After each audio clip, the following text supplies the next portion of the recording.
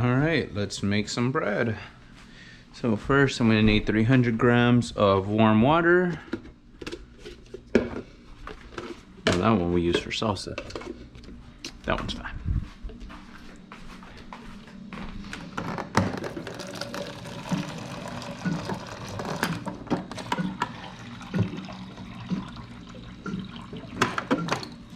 Should be good. 300 grams. I'm making this without the stand mixer, so if you want to learn how to make this at home, should be doable. Biggest thing that really makes a difference would be the Dutch oven though, so I would recommend that for sure. All right, so next thing, let's put the flour, and that's 400 grams. So 400 grams flour, 300 grams warm water.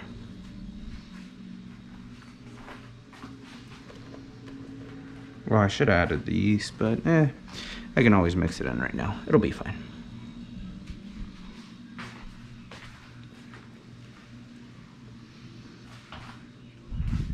Typically you add the yeast with the water, and then you kind of, if you want to test to see if your yeast is still good, you mix it with the water and then let it kind of, what they call bloom. And if it starts, you know, reacting, that means that, hey, your yeast is still good. You can still use it. But once it gets mixed in, if your yeast is good, it's still gonna help your dough rise. So I believe I got my yeast all the way back here. So fridge is pretty stocked right now. And then how much yeast do I need to put on there? 4 grams, so 1%. Oh, put in 5, that works. Some salt.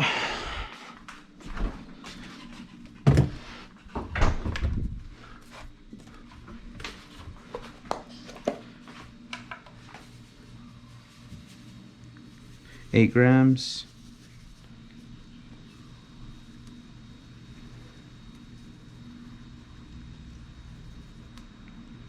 And this is a, you know, inspiration on, based on like Kenji's bread, and also, what's that other guy on YouTube that I really like watching? Shoot, I forgot his name, but I'll try to credit him later. But I think this last little trick, adding some white distilled vinegar, like literally just a drop, was from Kenji, and just helps the bread kind of rise a little bit better. So I've tried it with both ways, and yeah, it works. So what I usually do, you know, be careful how you add it in. So I just kind of dip my little mixing spatula in there, let it drop, and that's it. That's all I add. Might ask, will it really help, or will it really taste like vinegar? It won't. It won't taste like vinegar, but it will help. And now you just mix. It's gonna be shaggy at first, but over time, you know, give it time to rest, and it'll start developing the gluten. And by that I mean it'll get, the dough will come together, and it'll be more stronger instead of being like all loose and scraggly like it is right now.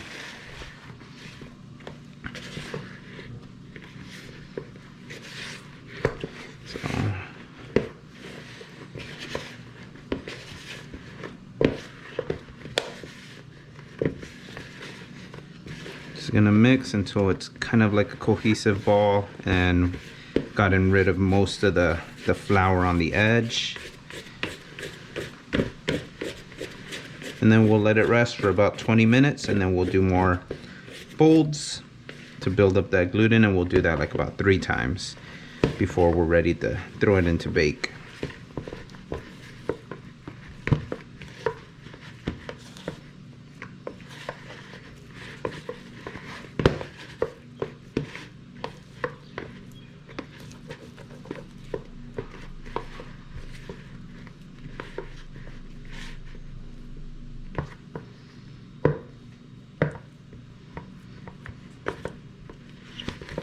And once it's looking kind of like this, everything is kind of well incorporated, it doesn't look dry anymore, you can just kind of let it rest for 20 minutes. So I'm gonna cover it with saran wrap. You can use saran wrap, or you could use like a moist damp towel, and you'll be good.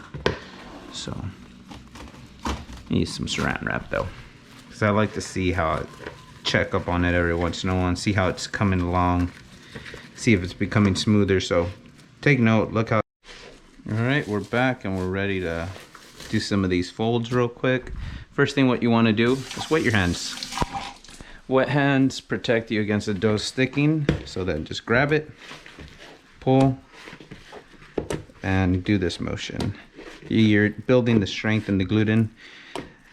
Pull as far as you can without it breaking. And also by wetting your hands, you're introducing more moisture into it as well. Wet my hands again, then pick it up. Try to turn and fold that seam down. Try to round it out, and then put it back down. See, it didn't really stick. And now it's starting to get a little less craggly, a little bit more smooth. And I'll see you guys shortly. Thank you. All right, second set of strength building folds. It's been about a little over 20 minutes. As you can tell, kind of stretched out on his own. Look, I'm able to pull it a lot further now.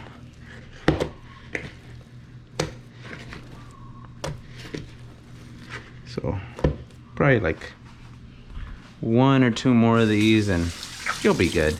Let's start baking it. Again, get my hands wet again and flip it upside down. Kind of try to tighten the seam on the bottom, get it rounded out. Smack it a little bit, it's good to go. And I will see you guys in another 20 minutes. All right, we're gonna do the last fold, and then you could preheat your oven now to 500 degrees with your Dutch oven in there, or you can let it to chill in the fridge for a while until you're ready to bake. Since I'm gonna go get groceries right now, I'm not gonna eat right away, so I'm gonna throw it in the fridge, give it some time to, you know, do its thing, and then yeah, then we'll bake it. But yeah, see, look, compared to when I first mixed the dough together, it's a lot smoother. The gluten has developed, which means the strands are like, it's all connected. It's a big old, feels kind of like a big old piece of taffy instead of separate chunks and pieces, loosely fit together. So yeah, I'll see you guys in a little bit. All right, we're back, everybody. Let's check up on our bread. You know, didn't have time to make it yesterday, so gonna check on it today. See, it's kind of puffed up. What I'm gonna do is I'm gonna degas it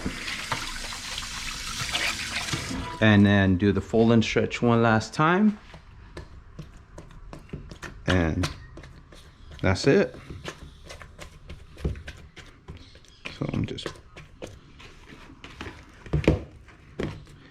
gonna do pull right now. Since it's really cold, it's harder to stretch it. Fold and stretch, fold and stretch.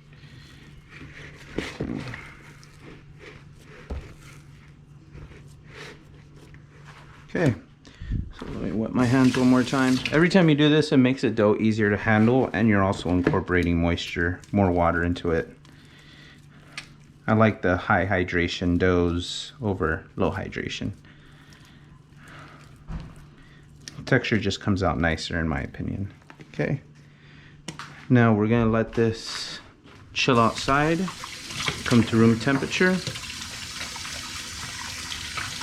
and then I'll probably preheat the oven in a little bit. Since it's really cold right now, I'll probably put it over here by the sun, let it get warm, kind of double in size. Then I will score it. When I say score it, that means I'm gonna get a knife, or usually I use scissors.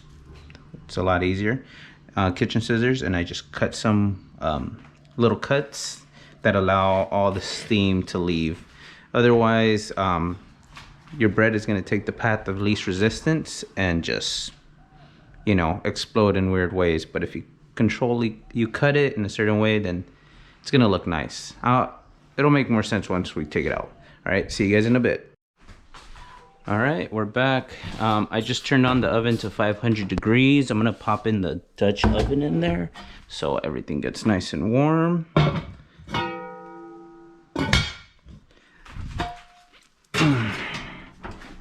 Let me check on the bread. You know what? I think I'm gonna transfer it already to the, what's it called? The wax paper, parchment paper. You don't mind do it that way already.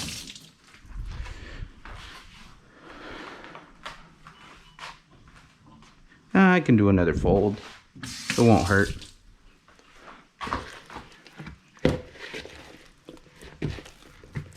Oh, I already feel that it's already starting to. So as far as it's gonna go. Okay. So that's what I'm gonna do. And it's still not too warm yet, but I'll leave it over here and it'll heat up much quicker. Okay. Got it right there. Let's pull out the parchment paper.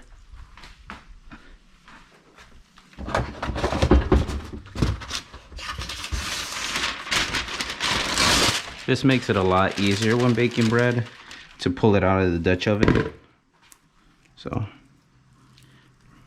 place it right here, and then we'll put it back in here to proof. So this is going to be pretty much the final shape. Right now, once it rises a little bit, then I'll cut it with the kitchen scissors like I was saying. So now we're just going to wait till that comes up to temp. This rises a little bit, and yeah, then we'll be good to go. We should have bread in about under an hour or so. All right, thank you guys, see you in a bit. Okay, so I just realized I wasn't recording. I preheated it up to 500 degrees and I moved the bread up. Well, you know, it's doing this thing in there. I'm not gonna take it out. So essentially what I did is had the dough right here, right? I cut a few snips at an angle. From there, I lifted it up into the Dutch oven, and I threw in a little bit of spritz of water in there to help it steam. And the reason why you want to do that is because the steam or the humidity within the Dutch oven will help the bread rise, and it'll become a lot bigger than it otherwise would be. And it usually gives it a nice crunchier texture, but it's not like a hard texture, but it's a nice crunch on the outside shell of the bread. So that's why you want to use a Dutch oven if you have one. I really recommend it. It takes your bread from like so-so to like really good easy bread. So recommend it. I would pull it out to show you how it looks like, but it's already in there. Don't want to disrupt the process. So it was preheated to 500. I put the dough into the Dutch oven, popped it in there, covered, turned it down to 450 immediately, set it for 20 minutes, and then after these 20 minutes are done, I'm gonna take off the top and we're gonna let it finish up for another 20, 25, maybe 30 minutes. And we gauge that based on the color of the bread. So the darker it is, the more the Maillard reaction that we're getting. That's where all the flavor's at. But again, you don't wanna go over because then you don't want burnt bread. So you just do it to your liking. All right, I'll see you guys in 20 minutes. All right, timer just went off. It's been 20 minutes since it's been in the oven. And what I'm gonna do is I'm gonna pull it out so you guys can actually see how it looks right now. And then you can see how I kind of cut it with the scissors too. Then we're gonna put it back in there uncovered. Look at that. There's some cuts right there, and that's where everything kind of just released. So now, leave it for another 20 minutes at least. so we can develop that color and that taste. And then it should be good. 20-25 minutes, maybe 30. So we'll see you soon. All right, about 5 more seconds until this thing goes off and we can check the process or the progress on this bread. So let's turn off the timer. I'm gonna pull it out so you guys can actually see it. And if it looks good, keep it out. If it still needs some time, then leave it in there a little bit longer. Yeah, it could use a little bit longer. It's almost there though. See you in like 5 to 10 minutes. All right, it's been about like 5 minutes. Bread should be good. Let's check on that color. Oh yeah, there you go. That's what I'm looking for. And careful, it's hot. And this is the great thing about using the parchment paper. You can do that. And you can just throw this out. Sorry. Okay. Check out that bread. I'm gonna get super close. You can probably hear it kind of crackling. Use some, grab the bread knife. I'm not gonna cut into it right now because it's still taking some time, but you hear that? Oh, that's nice. And see, towards this is all the cuts that I made. They just kind of expanded through there. So now I want to see if we can actually hear it crackling inside.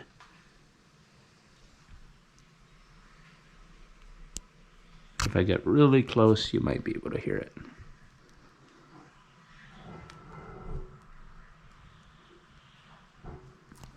So yeah, that's how you make bread. You don't even need a stand mixer. Gonna wait till this cools down a little bit. Would have been actually a little bit bigger if I let it come up to room temperature once I pulled it out of the fridge, but I was being impatient, so. But so far, I'm happy, so. I'm gonna let this cool down for about maybe 10-15 minutes because once it's out, it's still cooking from the inside.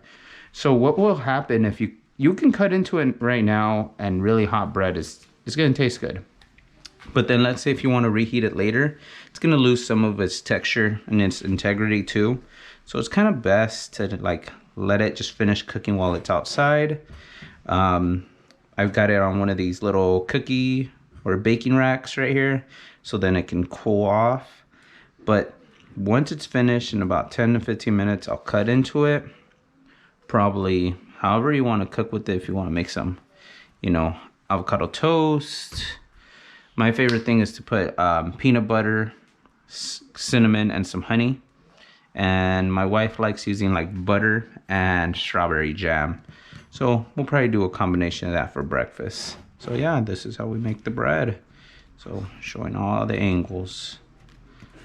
And trust me, it's so much cheaper making bread at home. Tastes better, and just your house smells wonderful. All right, see you in a little bit when it's time to cut. All right, we're back. I'm gonna just prepare some egg for some avocado toast and pull out my favorite ingredients.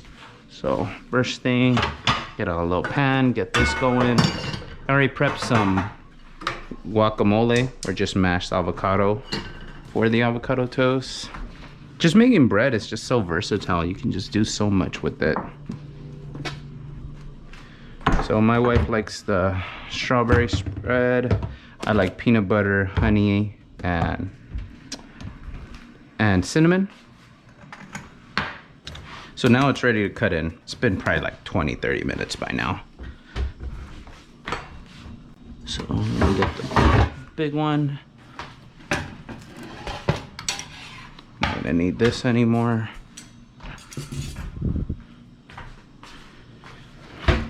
So we'll cut it right down the middle. That's how I like doing it. And then you can make your pieces of bread. If you have a knife that's serrated, like these little edges, makes it a lot easier to cut bread. So, crumb, so okay. Smells amazing though. And then how you cut it, it's just, you slice it like this. So So Jackie wants 2 slices. She wants 1 avocado toast, and she wants 1 strawberry jam with butter. And I'm gonna probably do like maybe 2 to 3. Yeah, I'll probably do 1 avocado toast, 1 cream cheese jam, and 1 peanut butter. So there we go, in just one go. We almost killed half the bread.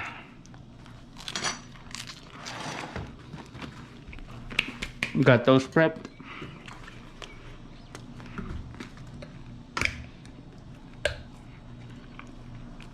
Put a little bit of oil for the eggs.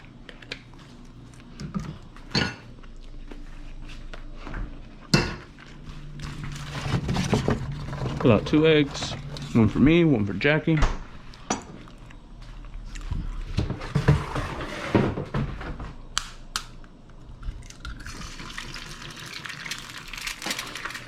There you go.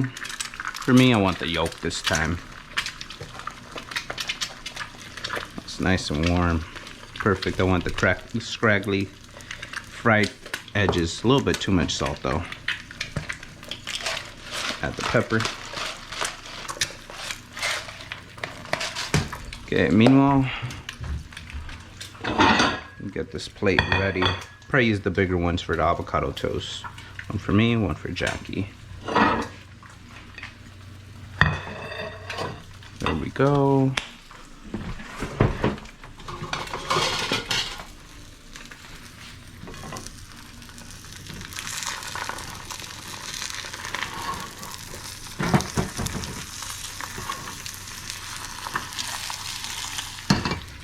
Very nice. Get some foil because I like putting my utensils like that. Alright, covered the avocado with some cling wrap so it doesn't go bad. Or go brown, I mean.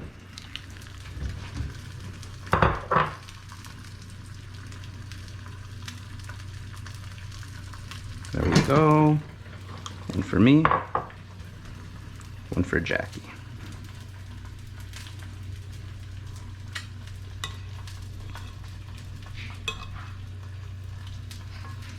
Bomb.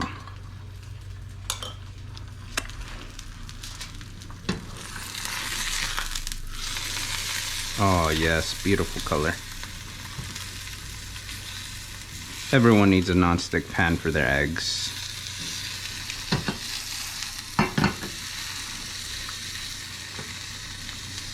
Probably needed a little bit more